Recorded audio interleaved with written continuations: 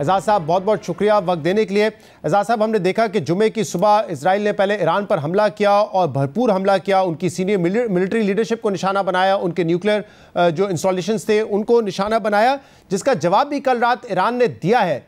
लेकिन आपको लगता है कि जंगी सतह पर यह जवाब इतना मौसर है कि वो इजराइल को बैकफुट पर डाल सके? देखें, पहले तो जब इजराइल ने उनकी इंटेलिजेंस फेलियर का पूरा फायदा उठाया और अस्की क़यादत को साफ किया तो बहुत सारे लोगों ने समझा कि शायद ईरान जवाब ही ना दे सके, ये तो बिल्कुल ख़त्म हो गया।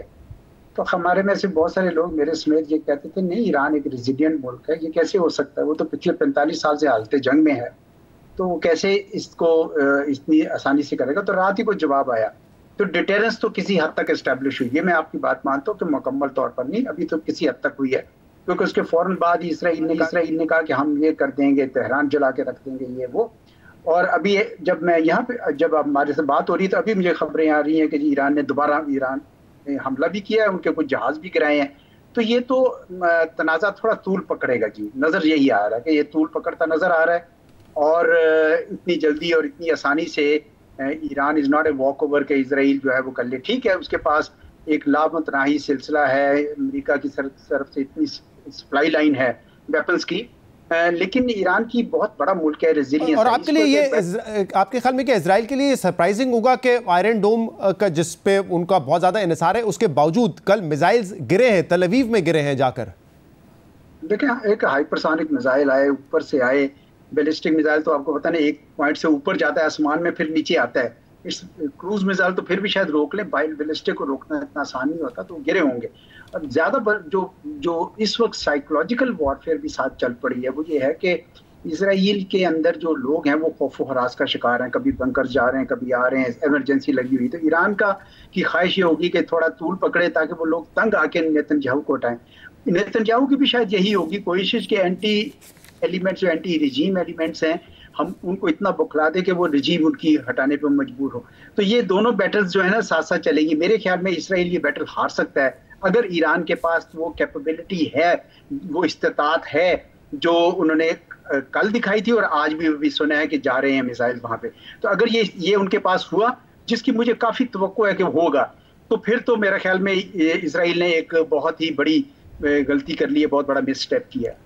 अच्छा, ये जो आपने बात की कि ईरान भी ये सोच रहा होगा अगर ये मामला तूल पकड़ता है तो शायद नेतन्याहू को जो है हटाया जा सकता है, लेकिन एक तरफ तो कल नेतन्याहू ने ये बयान दिया है और वो तफरीक पैदा करने की कोशिश कर रहे हैं ईरानी अवाम में और उनके जो हुकूमत है उसमें। वो कह रहे हैं कि उनके खिलाफ, अवाम को कह रहे हैं कि आप अपनी हुकूमत के खिलाफ उठ खड़े हों, उनको उकसा रहे हैं। और अब इंटरनेशनल मीडिया भी ये कह रहा है कि जो जंग का आगाज़ इसराइल ने ये कहते हुए किया था कि अगर ईरान न्यूक्लियर वेपन हासिल कर लेता है तो वो इसराइल के लिए बड़ा खतरा होगा, लेकिन अब शायद मकसद ये नजर आ रहा है इसराइल का कि किसी किस्म की चेंज ऑफ गवर्नमेंट हो, चेंज ऑफ रिजीम हो। आपको लग रहा है ये पॉसिबल है? ईरान में इतनी इस वक्त हुकूमत के खिलाफ आवाजें उठ रही हैं या उठ सकती हैं? हुकूमत के खिलाफ एक जज्बा तो है वहां पे, और प्रो शाह एलिमेंट्स जो है ना अमेरिका में और यूरोप में, वो भी मिठाइयाँ बांटते नजर आए जैसे सब मार का जीत लिया, ऐसा नहीं हुआ। और इनकी अभी भी रूरल सपोर्ट और जो बाजार है उनकी अंदर बड़ी सपोर्ट है, इनकी सपोर्ट बेस है। इतनी आसानी से ये होगा नहीं, मैं नहीं समझता। फिर दूसरा ये कि ईरानी नेशनलिस्ट भी बहुत हैं, कई क्राइसिस इससे पहले भी आए, 10 साल इराक के साथ जंग भी रही जो, और इतने सालों से अमेरिका CIA के पास बजट रखता है रिजीम चेंज का, अभी तक तो नहीं हो सका। मैं नहीं समझता कि इसराइल इसमें कामयाब होगा, बल्कि उल्टा हो सकता है कि नेतन्याहू साहब को खुद अपने इक़्तिदार से शायद हाथ धोने पड़ जाए। ये मैं तो उनकी मिसकैलकुलेशन समझ रहा हूँ। देखिए, जहां तक है कि न्यूक्लियर वेपन्स का डील तो हो रही थी और ईरान तो खुद चाह रहा था कि डील हो जाए, ये तो नेतन्याहू की बेसब्री के आगे डोनाल्ड ट्रंप साहब ने कहा कि अच्छा आप कर लीजिए अगर करना चाहे थे, वरना तो डील तो हो रही थी। अब जब अगर डील नहीं होगी और जिस तरीके से ख्याल ईरान भी शायद नहीं चाहेगा, और अगर राहबर ने अपना फतवा चेंज कर दिया तो फिर तो सारे रास्ते खुले हैं, ईरान अपना न्यूक्लियर वेपन डेवलप करेगा। चाहे इसराइल के बकौल चंद महीने हैं, अमेरिका के बकौल साल 1.5 साल है, खुदा जाने एक्चुअली हकीकत क्या है। लेकिन साहब ये तो आप इस पे ज़्यादा बेहतर तबसरा कर सकते हैं, क्योंकि मैं देख रहा था 1995 में न्यूयॉर्क टाइम्स कह रहा था कि 5 साल बाद ईरान के पास एटमी हथियार होंगे। 92 से बयान चल रहे हैं नेतन्याहू के ईरान जो है उसके पास जल्द न्यूक्लियर वेपन होंगे, लेकिन इस बात को अब 30-35 साल हो चुके हैं, अब तक नहीं है। तो चंद माह या 1 साल में आपको लगता है कि ये मुमकिन है? नहीं, 2018 में जब डोनाल्ड ट्रंप साहब ने हुई डील से पुल आउट किया, तो उसके बाद तो ईरान ने ये यकीनन सोचा होगा ना कि हम करें। और मुझे याद है कि जवाद ज़रीफ साहब ने, जो उस वाइस प्रेसिडेंट थे, अभी नहीं है, तो उन्होंने कहा कि हमने कोई मतलब 60% इस तरह उन्होंने कुछ जिक्र किया कि हमने काफी उसके ऊपर किया है। हमें खबरें आती रही कि 60% तक तो उन्होंने कर लिया हुआ है, जिसका मतलब कि उन्होंने सोच लिया होगा ना कि भाई अगर हमारे पास वो ऑप्शन नहीं तो ये ऑप्शन तो है। सही। अच्छा, सिफारती सतह पे बताइएगा, कल यूनाइटेड नेशन में सिक्योरिटी काउंसिल का इजलास हुआ, कई ममालिक ने मजम्मत की, लेकिन आपको लग रहा है कि दुनिया इस जंग को डिप्लोमेटिकली हल करवा सकती? क्योंकि सबका कंसर्न है ना, ये खासतौर पे मशरिक़ वस्ता के जो ममालिक हैं उनका कंसर्न है कि ये जंग फैलती गई तो बड़ा मसला बन जाएगा सबके लिए। मैंने ये देखा है शहजाद साहब कि जब दोनों फरीक बराबर के चल रहे हों तो सफारती कोशिशें कामयाब नहीं होती। जब एक का पल्ला भारी होता है तो होता है ये काम। जब हिंदुस्तान ने ये शुरू किया 7 मई को, तो उस वक्त तो कोई नहीं बीच में आया, लेकिन जब 10 मई को पाकिस्तान ने बाकायदा जवाब दे दिया तो उस वक्त हिंदुस्तान ने भी रिक्वेस्ट की और सारा कुछ हो गया। यही हाल यहाँ पे भी होगा। अगर तो ईरान वाकई कमजोर निकला और कोई उसके अंदर ना हो सका, जिसका मुझे शक है, वो है मजबूत, मैं नहीं समझता कोई इतना कमजोर है, लेकिन फर्ज किया अगर, तो वो फौरन ही अमेरिका की डील ले लेगा, सारी सफारती कोशिशें भी आ जाएंगी। चाइना ने भी कहा है कि हम अपना किरदार अदा करने के लिए तैयार है मीडिएशन के लिए। सऊदी अरब ने भी ईरान की वैसे सपोर्ट की। लेकिन अगर ये तूल पकड़ा तो मेरा ख्याल में ये रिक्वेस्ट इजराइल की तरफ से आएगी अमेरिका को, ये ईरान की तरफ से शायद। एजाज साहब, जो आप कह रहे हैं कि ईरान मजबूत है, अब देखें इसमें एक राय तो ये कि उन्होंने कल तल अवीव पे और जेरूसलम में अपने अटैक्स किए, उनके आयरन डोम को पेनिट्रेट भी किया, लेकिन दूसरी एक बात ये सामने आ रही है कि वो शायद अटैक तो कर सकते हैं लेकिन उनके पास एयर डिफेंस सिस्टम नहीं है जिससे वो अपना दिफा कर सकते हैं, क्योंकि एक ही रात में उनके जो आर्मी चीफ है उनका मारा जाना, फिर जो उनके रेवोल्यूशनरी गार्ड के सरबराह थे उनका शहीद हो जाना, न्यूक्लियर साइंटिस्टों का शहीद हो जाना, आज भी हुए हैं, आज भी 2 जनरल जो है उनके शहीद हुए हैं। तो ये तो कहा जा रहा है कि मोसाद इतना ज़्यादा पेनिट्रेट कर गया है कि उनके लिए अब एक प्लेइंग ग्राउंड बन गया है तेहरान। देखिए, जो क़यादत निकल गई है, एक नुक्ता नज़र ये भी है, तो अब यंगर क़यादत आएगी तो वो उनको प्लग करेगी उन मामलात को, क्योंकि ये तो वाकई इंटेलिजेंस फेलियर बहुत ही बड़ा था। दूसरा ये कि आयरन डोम कहाँ तक बचा सकते हैं? इंडिया में जो है उनके S-400 मिसाइल थे, इनके पास भी है, वो फिर भी उसको पेनिट्रेट करते हैं। 100% तो उनका रिजल्ट नहीं होता है।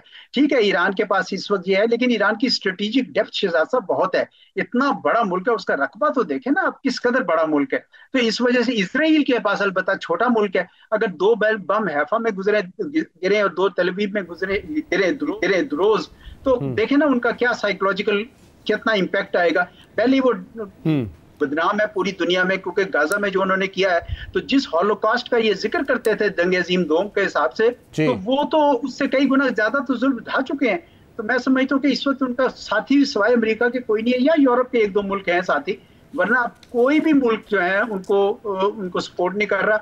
नेतन्याहू ने ना सिर्फ इसराइल को तनहा कर दिया है, बल्कि मैं समझता हूँ कि अब वो इस काबिल भी नहीं रहा कि वो इतनी बड़ी जंग जीत सके। अच्छा, अब ये अमेरिका एक तरफ तो मार्को रूबियो का स्टेटमेंट आया है कि हमारा इसमें कोई लेना देना नहीं है। कल जो उनके मंदूब है यूनाइटेड नेशन में, उन्होंने कहा कि अगर ईरान ने हमारे बेसिस को निशाना बनाया तो फिर हम इस जंग में शामिल होंगे। लेकिन दूसरी तरफ डोनाल्ड ट्रंप कह रहे हैं, मैं ईरान को पहले ही कह रहा था कि ये डील ले लो, नहीं लोगे तो बहुत मुश्किल में पड़ोगे, उनको अंदाजा नहीं था। तो अपने आप को डिस्टेंस भी कर रहे हैं, लेकिन सबको पता है कि अमेरिका सबसे बड़ा अलाय है इजराइल का। तो आप यकीन करते हैं इस बात पे कि उनका कोई ताल्लुक नहीं है इस जो एग्रेशन दिखाया है इजराइल ने? इजराइल के साथ अमेरिका मुकम्मल तौर पर उसकी पुश्त पे है, लेकिन ये यकीनी है कि वो नहीं चाहते हैं कि हमारे मफादात पे, उनके अड्डे हैं चारों तरफ फैले हुए हैं, उनके जहाज खड़े हैं, कि उनको पर आए। और मेरा नहीं ख्याल कि ईरान भी करना चाहता है, बिल्कुल नहीं करेगा वो। तो फिर एक लिहाज से ईरान अपने ऊपर एक बहुत बड़ा मसला है। अभी तो सारे अरब ममालिक भी ईरान का साथ देना चाहते हैं, कम से कम मॉरल सपोर्ट है, तो फिर तो बिल्कुल वो जवाब नहीं रहेगा। मैं नहीं समझता कि ईरान इस किस्म की हमाकत करेगा, बल्कि उसकी पूरी कोशिश होगी कि सिर्फ और सिर्फ इजराइल के ऊपर सारे अटैक्स करे। सही। और हाँ, ईरान की तरफ से ये जरूर कहा गया है कि अगर दूसरे ममालिक के बेसिस इस्तेमाल किए इजराइल ने हम पर हमला करने के लिए, तो फिर हम हक रखते हैं जवाब देने का। या ये सही है। और डिसइंफॉर्मेशन भी बड़ी चल रही है जी। मैं अभी ये फजूल किस्म की खबरें सुन रहा था कि जी पाकिस्तान से मिसाइल गया, F-35 गिरा दी। यार ये क्यों झूठ जो फैलाया जाता है ना जहाँ पे, और उसकी मंडी सबसे बड़ी मेरे ख्याल में हिंदुस्तान है और इजराइल है। अलबत्ता ये हमने जरूर देखा है कि इंडो इजराइली नेक्सस एक बार फिर खुलकर सामने आया है, और खबरें मिल रही हैं कि वहाँ पे भी कोई यानी कुछ उनके जासूस वगैरह ये वो, और अब ईरान को भी ज़्यादा इस बात का एहसास होगा कि पाकिस्तान के यहाँ भी जो जासूस आया था कुलभूषण जाधव, तो इंडिया ने उनकी सॉइल इस्तेमाल की है। ये सबक बहुत सारे लोग सीखेंगे इस बात से कि इंडो इजरायली नेक्सस जो है वो कोई स्टेबिलिटी नहीं ला रहा, बल्कि इंस्टेबिलिटी क्रिएट कर रहा है। सही। और मैं दोबारा इस पर आऊंगा, जो मशरिक वस्ता से भी मुमालिक आवाज उठा रहे हैं, कई मुमालिक के सरबराहों ने बात की है डोनाल्ड ट्रंप से कि इस जंग को बंद करवाया जाए वरना मशरिक वस्ता के हालात मजीद बिगड़ेंगे। आपको इस बात का इम्कान नजर आ रहा है कि ये शायद इतना ज्यादा असर डाल सके? जी, अगर तो इजराइल के अंदर कुछ थकावट के एहसास हुए, लोगों के अंदर जज्बा हुआ, तो फौरन ही आप देखेंगे कि सारी हरकत में आ जाएंगे। और अगर ऐसा ना हुआ तो मुझे नहीं लगता, मेरा ख्याल है कि फिर वो जंग जारी रहेगी, जरा लंबी खिंचेगी।